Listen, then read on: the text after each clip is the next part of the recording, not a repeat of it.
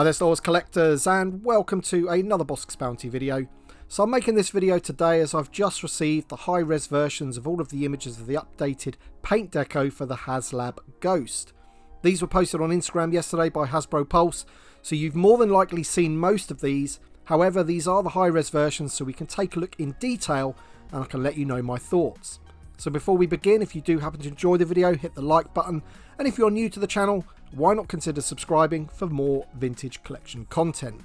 Okay, so at SDCC I do remember that Chris the designer was saying that the prototype model that they had there was about 95% complete in terms of its paint deco, and that the images on Hasbro Pulse were also not completely finished. Now I have to say that judging by these new images, 95% was pretty generous.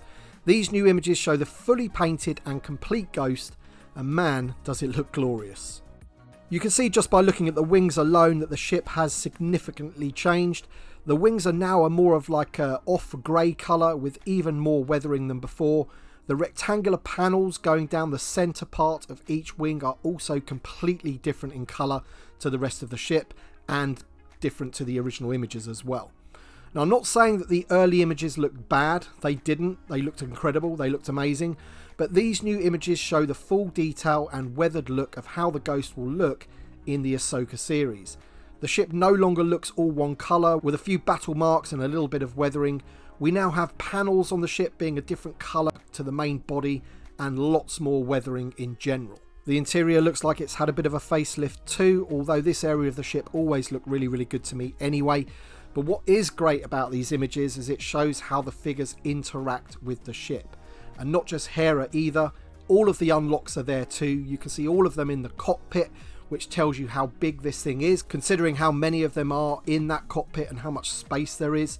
There are even more images of them using the communal areas, and then of course there is this awesome image of Zeb in the gun turret, which just looks fantastic. I guess the only downside of these awesome images is that it really does show how important it is to achieve all of these unlocks so that we can have Ezra, Kanan and Zeb from the get-go, so they come with the Ghost. I'm pretty confident in fact that we will hit all of the goals. I don't want to chance it, however. I'm pretty sure that when the Ahsoka show drops there will be a bit of an uplift. It will have a starring role, I'm pretty sure, in that Ahsoka show. And of course the final 2 or 3 days always see an uplift on these crowdfunding things, fear of missing out, all that kind of thing. Towards the end of the campaign we always get an uplift, and hopefully, you know, we'll be able to get all of the unlocks so that we can have these 3 awesome figures to go with it. I don't want to chance it, so I've backed mine. If you are on the fence and for whatever reason you're thinking about backing it, you know, if you really do want the Ghost, then my advice to you is to back it now, because then that'll help unlock everything. Remember, you don't get charged until the end of the campaign, so you're not really fully committing at that point. Now I have been rewatching Rebels so that I am more prepared for when the Ahsoka series drops, and I've got to say it's been fun to watch it through again. I really do enjoy the show. Sure, Ezra is annoying in season 1, but so was Ahsoka in the Clone Wars. But for me, Rebels has it all. It has Inquisitors, Vader, bounty hunters, Jedi, but most importantly for me it has the Empire, and with Grand Admiral Thrawn and Grand Moff Tarkin, Star Destroyers, it's so close to the OT for me, but of course in animated form. But of course it also has the Ghost, the ship that is not too dissimilar to the Falcon really. It's got a crew, they have adventures on it, and if you think about the Falcon through the original trilogy, all 3 films, that's the main thing, isn't it, all the way through. And in Rebels, all 4 seasons, the Ghost is there. And it's going to be, you know, hopefully having a starring role in Ahsoka as well. But as I say, we do need the crew to go with it. I mean, if I've got this Ghost, I do want the crew. So, as I say, if you're on the fence about backing it, then what are you doing, man? Just get on and back it.